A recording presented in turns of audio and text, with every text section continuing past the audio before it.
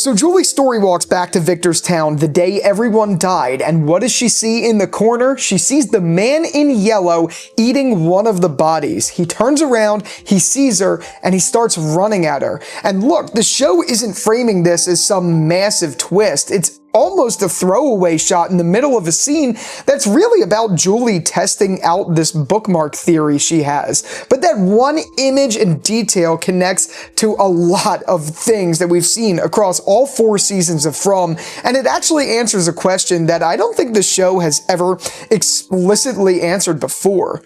What does the man in yellow actually do? So today we're doing a full breakdown every time we've seen him, every time he's been hinted at, and every line, every painting, every radio transmission from season 1 to right now, sitting in front of you with what we just learned in season 4, episode 4. So without further ado, let's take a dive right in. Okay, real quick, the basics so you could follow along even if you've slept through season 3. The man in yellow is played by Douglas E. Hughes. He officially debuted in live action at the very end of season 3 in the finale, Revelations chapter 2. But this is the thing the whole video is about. He's actually been in the show since season 1. We just didn't know it. Here's what we know about him for sure. He wears a yellow suit. I know, Captain Obvious here, right? He's gaunt, he's pale, he has these like dark beady eyes almost, and he can move freely in daylight, which is huge because the smiley monsters explicitly can't do this. The only other depictions we've seen are ghosts and then the boy in white.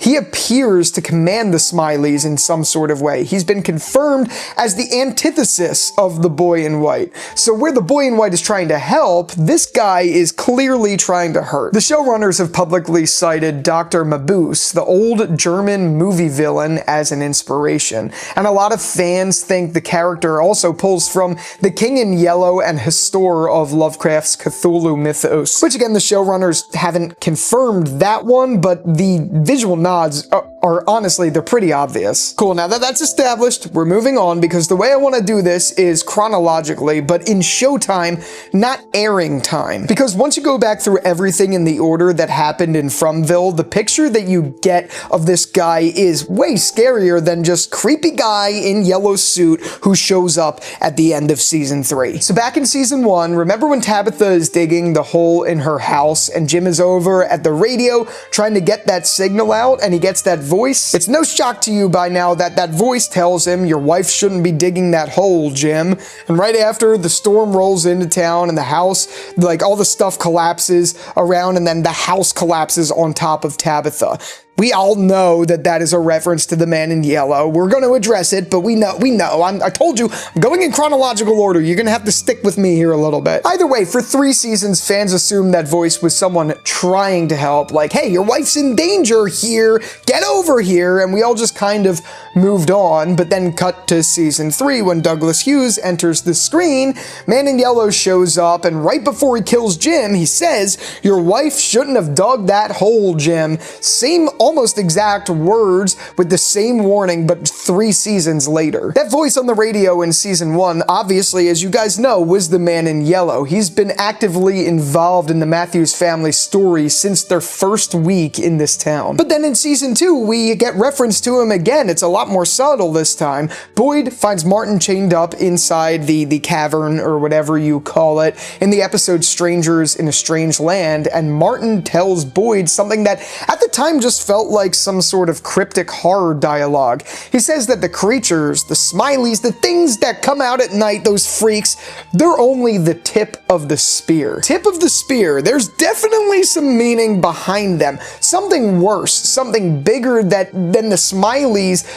Basically, the smileys, they're just the front of the line is what I'm trying to get at. In retrospect, Martin was telling Boyd about the man in yellow. The smileys are like the warriors, and the man in yellow is almost like like a general. This one is actually the creepiest in retrospect, and I bet casual viewers totally missed this one. At the end of season 2, Boyd's alone. There's nobody with him, and he basically says that this place isn't going to break him. He says it to himself. But when you open season 3, the Smileys put Boyd in handcuffs and force him to watch them tear Tan Shen apart. And while they're doing it, they say to him, "You said this place couldn't break you. Do you remember that, Boyd?" Nobody else was there. Nobody heard Boyd say that, but the Smileys quote it back to him word for word, which means that something else was listening. I have a whole other theory about that with the Crows video. If you want to see it, I'm going to link that up here. But anyway, the man in yellow doesn't just live in this town. He hears everything that happens in it. And season 3, episode 2, there's another example. Earlier, Tabitha gets pushed by the boy in white out of Fromville and into Camden, Maine, and she finds Henry, who is Victor's dad, and Henry takes her down into the basement, and the basement is filled with Miranda's paintings. Most of the paintings are familiar, at least to what we know: the boy in white, the diner, the kids, the Civil War soldier, but one of them is a thin man in a yellow suit, and at the time, it was just one weird image among dozens. We didn't know who he was yet at the time. We had no idea. This is just one of dozens that were in there. And the crazy thing about this is Miranda was painting these things before she was ever trapped in Fromville. These paintings that came from her dreams. So that meant the man in yellow has been showing up in the dreams of people who eventually end up in this town for decades. Not to mention the fact that we know the man in yellow ate Miranda. Like, excuse me? Regardless, my point is he's been bleeding into reality from the inside out for a really, really long time. And this is where everything gets confirmed in season 3's finale. Jim goes up to the trailer wreck to think, after he had just discovered that Tabitha has been a reincarnation of centuries and centuries of people. As he's sitting there thinking, he sees what he thinks is Julie running at him. It's a different timeline. She's covered in blood with scratches, and she has a different haircut, and she's screaming at him to run, saying, "I think this is when it happens, and I need to rewrite this story." As you know, it's iconic. I don't really need to recap this, but the man in yellow walks up, and then he gives the lines in the scene that are important because they're his entire thesis as a character. He says that this didn't have to happen, you know. Knowledge comes with a cost, and that he did try to warn him. I think the last line is such a big tale. "I did try to warn you." That's the radio. He's confirming in that moment that he was the voice in season 1, and then he disarms Jim in crazy, like, not human strength, and grabs him by the throat and then rips the throat out. That's the end of season 3, and that's where we left off going into season 4, and we all waited so freaking long to see what happens next, and now that we're finally caught up, things just get crazier and crazier, as you know. So with that, let's talk about everything we've seen so far in season 4, because season 4 is when this character does something that he's never done before on screen. He becomes someone that we actually know. Season 4, episode 1 picks up immediately where season 3 left off. Jim is dying on the ground.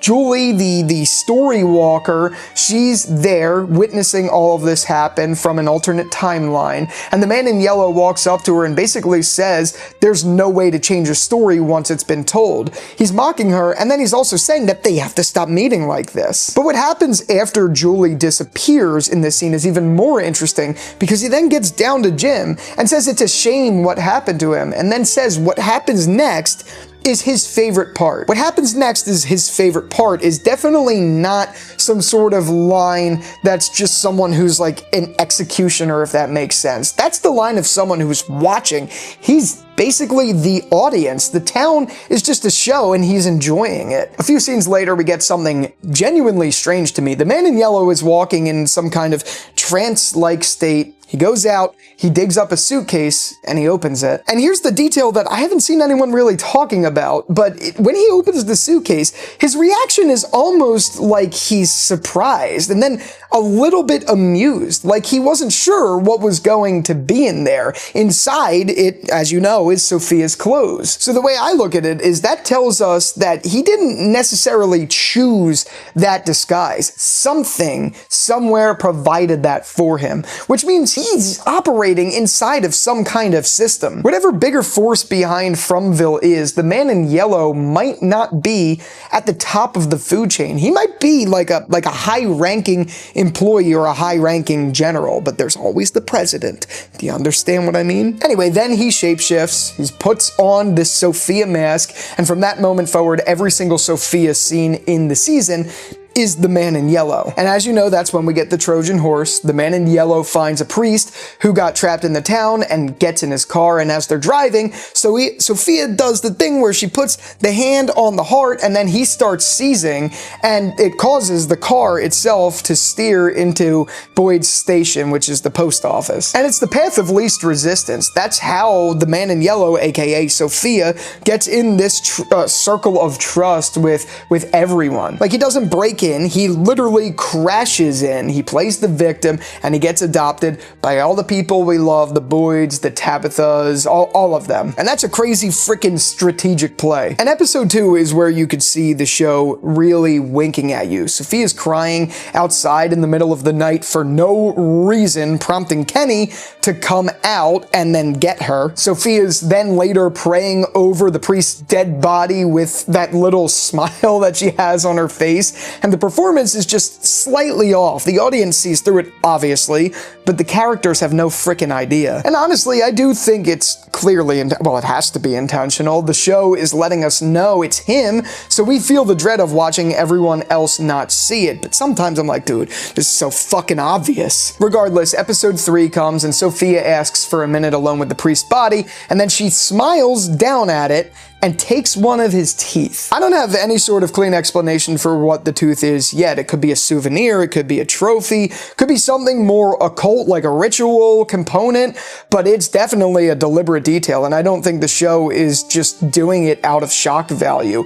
I would definitely save that one, commit it to Claude memory like I tell you guys to do all the time, because there's no way that's just a one-off little thing that happens. Anyway, then there's Sophia talking with Kenny after the funeral. She's putting it in his head that all the chaos in his town started when Tabitha and Jade arrived. She doesn't say it directly, but she's careful about it, and she like tries to get information out of Kenny that just gets him to say the right things, to basically blame the things that Kenny says on Kenny later to Julie. She basically is framing that observance she has as a coincidence, but she's planting the seed that Tabitha and Jade are the problem. That's exactly the move. Get inside the circle, then turn the circle against each other from the inside. And at first, I've said it before, I was skeptical about not having Douglas E. Hughes in that figure, the man in yellow, but it's exactly this kind of stuff, this little, like the little tweaking of the circle, like changing the circle of trust. I like that more than the idea of a figure in yellow.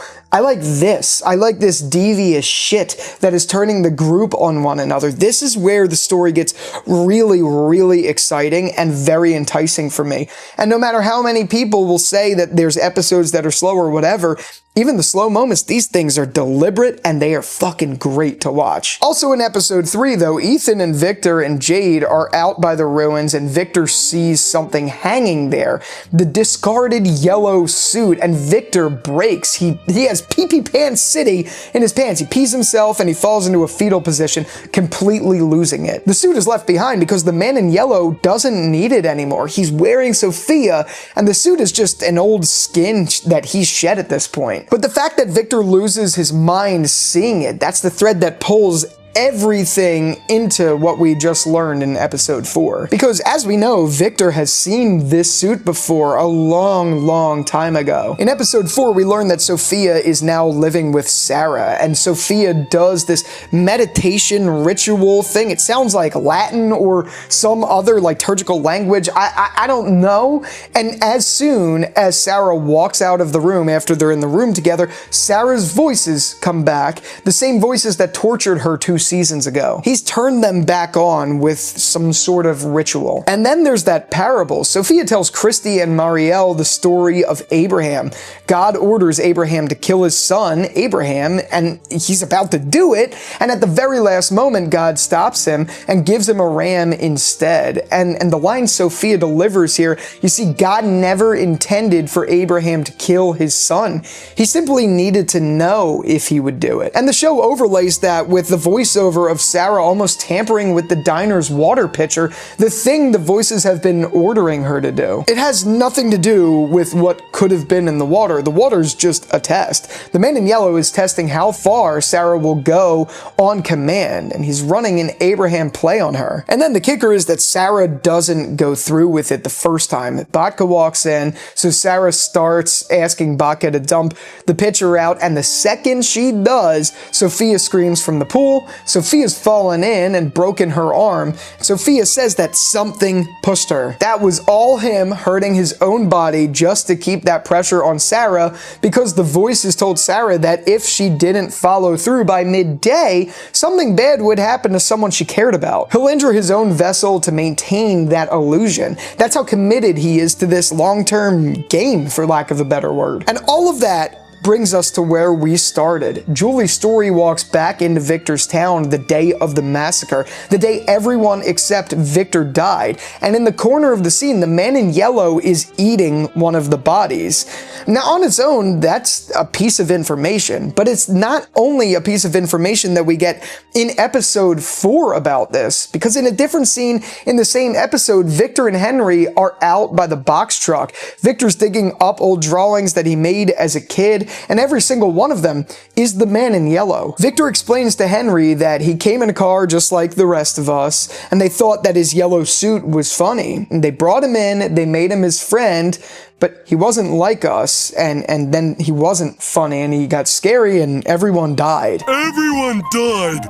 The end. That didn't help at all. And then Victor says the thing that connects all of this. He says that when he found his mother's body, Miranda's body, out by the bottle tree, the man in yellow was eating her. Now, I don't understand why the man in yellow, if he witnessed this, was keeping him alive. That I have no idea. But anyway, we now have 2 eyewitnesses to the same behavior almost 50 years apart. Victor is a child with seeing the man in yellow eat Miranda, and Julie story walking back in time and seeing him eating someone else from the same massacre. He doesn't just orchestrate death in this town, he feeds on it. And that to me reframes the whole bargain thing, by the way. The Smileys, when they were human, sacrificed their kids for immortality. They got turned into monsters, and we always assumed that was the deal. Kids for life, but what did he get out of it? Why was he the one, if he was the one, offering this deal? It's because he got fed. The townspeople weren't sacrificed to him by accident.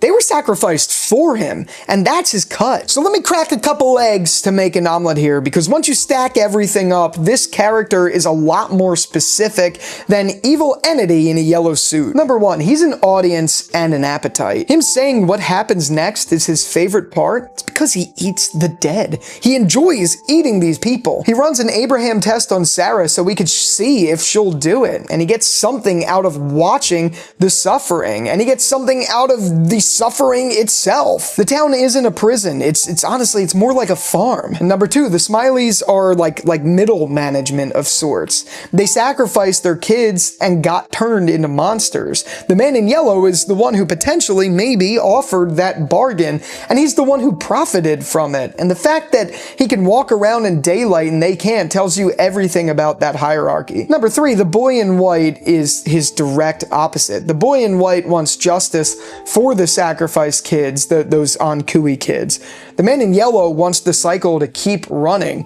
Tabitha and Jade, Miranda and Christopher are all the reincarnated would-be saviors who keep getting reset every time they fail. And every time they fail, he gets to eat more. Number 4, he punishes knowledge. Knowledge. Look at every time he intervenes directly. The radio, Tabitha's is about to discover the tunnels. He warns her off. Jim just found out about the reincarnation and he kills him. Knowledge comes at a cost. The Sophia move into Sara's house happens right after Sara is told that the voices want her to do something. He's not trying to stop people from leaving this town. He's trying to stop them from understanding it, because if they understand it, the cycle breaks. Okay, now we got a lightning round of theories here. We're gonna start with the king in yellow, or Hestor, or whatever you want to call him. The literary inspiration it's gotta be real. The yellow suit, the unknowable evil, the bringer of madness, it literally all checks out. But I don't think he's literally Hestor. I think he's like a character built using a Hestor template of sorts. The giant spider is a prime example of this. Some fans have noticed that Boyd saw Abby trapped in a giant spider web in season 1, and there's a theory that the man in yellow is just the human-shaped face of a much bigger entity, a spider that's holding the souls of the dead inside the Lake of Tears. I don't know about this personally, but it's not impossible. We'll see when we get more of the lake, if we get more of the lake. Another interesting theory, I don't think this one has a lot of legs, but it's worth discussing, and it's that Boyd becomes the man in yellow. This one was definitely popular for a little while, that Boyd is destined to become the man in yellow through some time loop sort of thing. I think episode 4 honestly kills that theory, because the man in yellow was at the Massacre in the late 70s when Boyd was a kid in the real world. Unless the show sort of pulls something really weird, this guy predates Boyd's existence in town by a long shot. And also the fact that he was there in the cycle before, this is his favorite part, he's definitely been here for multiple cycles. I don't think it was just this massacre that took place when Victor was a kid. Another theory is demonic in origin. The showrunners have called him a demonic sort of figure in nature, in contrast to the boy in white being more angelic, I guess you could say. I take that at face value, to be honest. He's a demon in the loose sense, an entity that feeds on suffering, makes bargains, and corrupts. Whatever specific cosmology of the show ends up being, that's the lane he's pretty much in. So heading into the back half of season 4 and episode 5, as you know, and I can't believe we're already here, here's where we are. He's obviously inside the circle as Sophia. Sara is being actively manipulated and tested. Kenny's starting to get bad vibes, but doesn't know what to do with them, or definitely has no freaking idea that means that he's this imposter, or she's this imposter. Tabitha and Jade are also getting closer to the truth, which historically is exactly the moment where he intervenes the hardest, but now we know for a fact he's right in front of our faces. And this is the one thing that I think is gonna matter. Julie has now seen him. She story walked back to the moment 50 years ago where she saw him eating people. They both saw each other. The bookmark itself didn't work, whether that is because she didn't interpret it right or whatever, or maybe we just didn't see the rest of it. Regardless, that X that was drawn, that was shown in the Grand Gulagog, it didn't transfer over. And we don't fully know what story walking lets him do in return. But he now knows that there's a story walker in this town. And that's why he couldn't come the way he was as the man in yellow. He had to go with someone else because he knows this. We all know this. Victor knows who the man in yellow was. Regardless, historically, when this guy learns someone in general is gaining knowledge, he moves on them fast. And personally, I have a feeling Julie could be in danger because of this. I don't know. We'll see. Anyway, that's everything we know about the man in yellow up through season 4, episode 4. And if there's a thread at all that you think I missed, and there probably is, because this character has been seeded so carefully across all 4 seasons that I'm sure I forgot something, definitely drop that in the comments so we could all talk about it. And I'll try to pin, if there's one really good one out there, I'll try to pin it. If you liked this, you already know, like, subscribe, hit the bell, all that jazz, or rap, or punk, or whatever fucking floats your boat. I don't know. If you want early access to Sunday's breakdowns for From Season 4 and other shows, consider becoming a channel member, because it only starts at $0.99. That's $1. And just so you know, I also offer one-on-one YouTube consulting for any of you interested in starting a YouTube channel in 2026 for a membership price of only $14.99 per month, which would give you access to schedule one-on-one quarterly consultations with me directly, where we could talk and grow your brand. I'm not really here to be salesman Jerry. I'm here to be from Charlie Kelly doing Pepe Sylvia Jerry today. You know what I mean? I just thought I'd let you know about it. But anyway, with all that out of the way, thank you again so much for watching this video. And until the next one, I'll talk to you later. Peace out.